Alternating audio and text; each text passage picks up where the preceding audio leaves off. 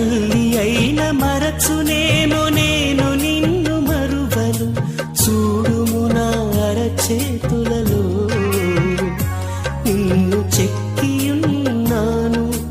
నీ పాదము తొట్టిల్లనీయను నేను.